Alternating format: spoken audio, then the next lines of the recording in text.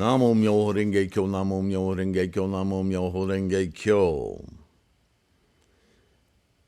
Well, the last video on epistemology, I saw a lot of lost frames. One day, I will try to calm down my arm movements because that seems to be a big problem, and see if we can't do today's topic a little bit more stability. Equanimity. Oh boy, do we hear that term a lot. What does it mean? There's a popular interpretation of that word that isn't quite right, but we'll cover that today. Namo Myoho Renge Kyo. Thank you for being here. Thank you for your practice. Thank you for your curiosity. Thank you for liking and subscribing. It only takes us a few seconds, and it's very helpful to grow the Sangha. Equanimity, a noun. First meaning, the quality of being calm and even-tempered. Composure. Oh, to be equanimous.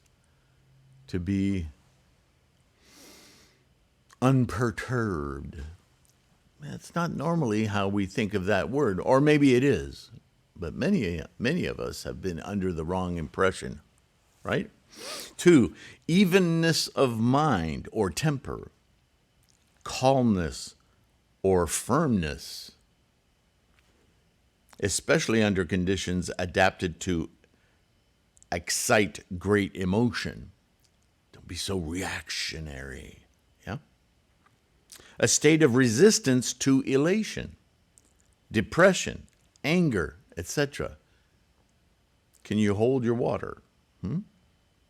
3, evenness of mind, that calm temper or firmness of mind which is not easily elated or depressed, patience, calmness, composure. A lot of repetition there, yeah? So, I'll start off right away with one of the issues I have and how this works in Buddhism, because that's why we're here, right? For many, the word equanimity refers to some version of egalitarianism, right? Are you someone who thought that, or maybe thinks that? For all people to be treated equally. Well, you can see how you would get there, but that's not essentially the meaning of the word equanimity.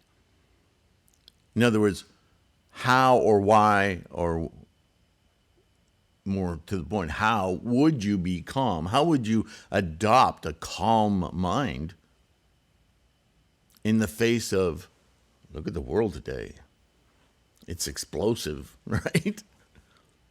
Not just war, but just the way people communicate is just boom, boom, boom, boom. How do you stay composed?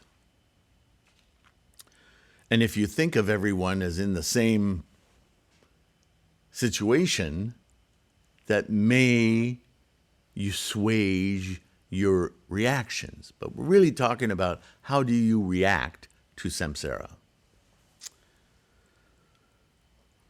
Whether this is from social convention or widespread ignorance, I can't say.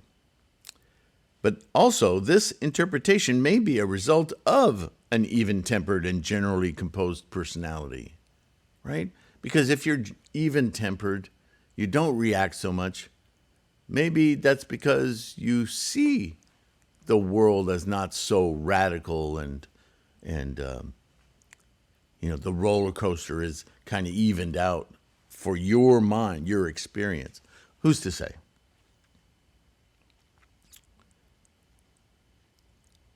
The Buddhist is far less occupied by ideas of personality, though, and rather considers the fundamental reality of all phenomena of the universe, that is, the very stuff from which all of us are formed, the homogeneity of our very existence, right? Sorry. We talk about that all the time. That in samsara, we're all individual separate things, and that's what we're busy collecting all the time, right? Our clinging, our avarice, our cravings. But in truth, it's not a necessary behavior. It's what our brain does. It's what our body brain is trained to do, right? Very prehistoric survival kind of stuff. And it's not that we want to negate all that. What we want to negate is our clinging to those ideas, our feeling that it's life itself, our identity that's at stake. No, it's not. That's the difference between being stressed all the time and being observing, witnessing that very process. It's fascinating, right? Doesn't that sound like equanimity? Right? There's kind of a mental step away. One is subjective in the rapids, navigating, avoiding rocks. And the other is on the shore looking at the rapids going, wow, that's intense, that's amazing, but not threatened. No need to react constantly. Equanimous.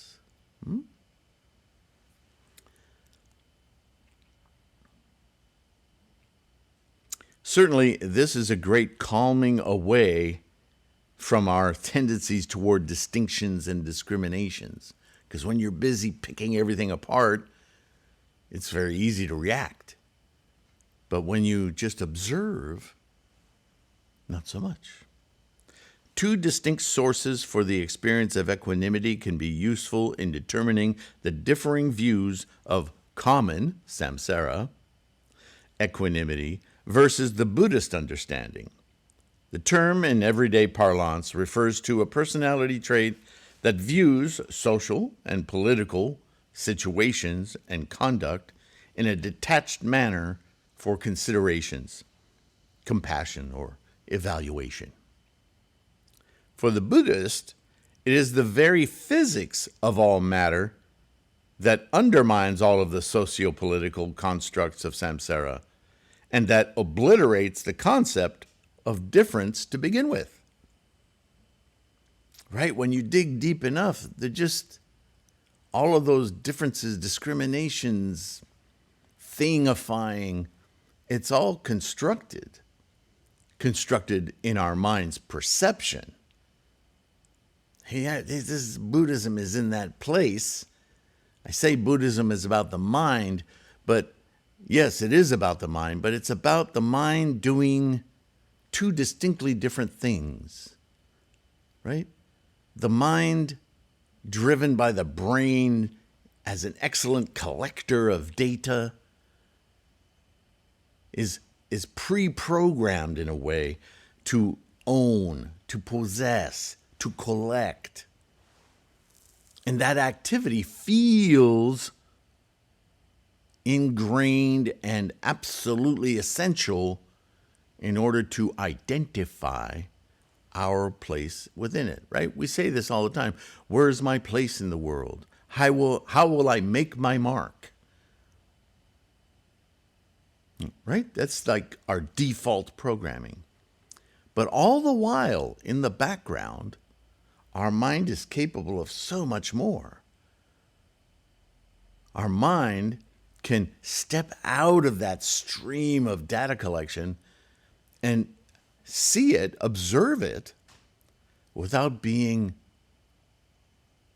critical, life and death of that activity. That activity not necessary for being. It's a different kind of a self, if you will, right? There's the constructed self of stuff, and there's the self-observer, the objective mind. Doesn't negate any of the stuff. It's just not clinging, attached to it. It isn't essential. That's where Buddhists see equanimity coming from. At that level,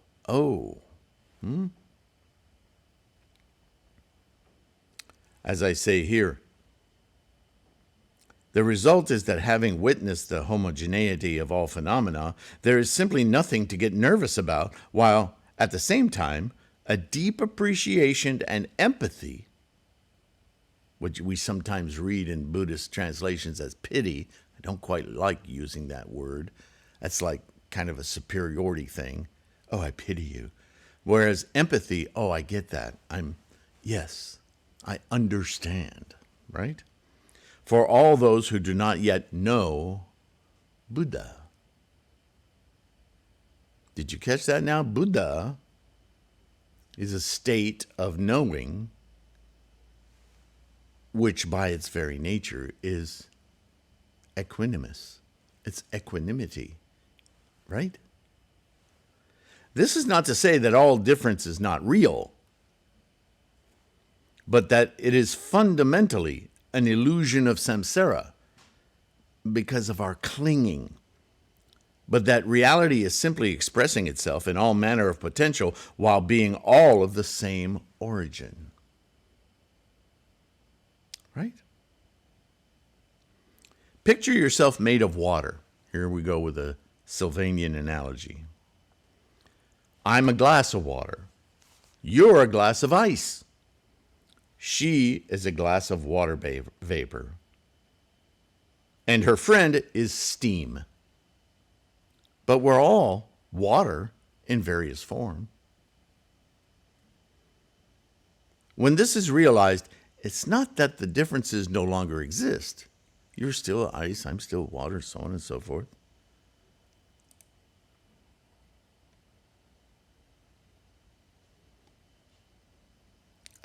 Lost my place, sorry.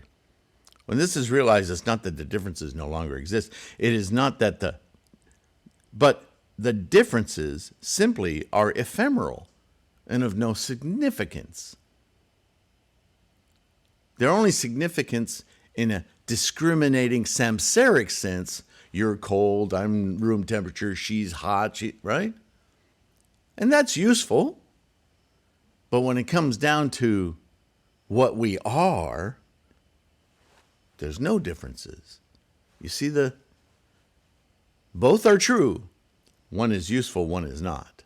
One is useful in samsara, one is useful in enlightenment. So we navigate the world, and this is the work of the Bodhisattva. We navigate the world as human physical beings. We observe reality. We don't deny it. But in our hearts, minds, our mind-heart, however, not the organ heart, but in our being compassionate beings, observing the way of samsara, we keep our mind aware constantly that there are no differences, that these are just moments of instantiations of potential. We become and we adopt equanimity. Make sense? Equanimity is not the fact that we're all of the same source, but rather it is the realization that our differences are momentary, temporary, non-binding expression of potential we all share at one moment or another. No biggie, nothing to raise concern, and quite interesting. Ultimately, all things, quote unquote, are constituted of the same energy, just as the electron is manifested of an electron field, and so on. See the engine of life.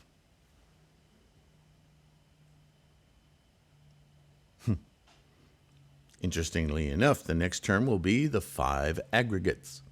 Until then, thank you so much for listening. Please take care of your health. Be kind. If you can, please check out Patreon or PayPal link to help contribute to keep this channel and these resources going. The fact that I can create this book and offer it to you at some point. I'm not done with it yet.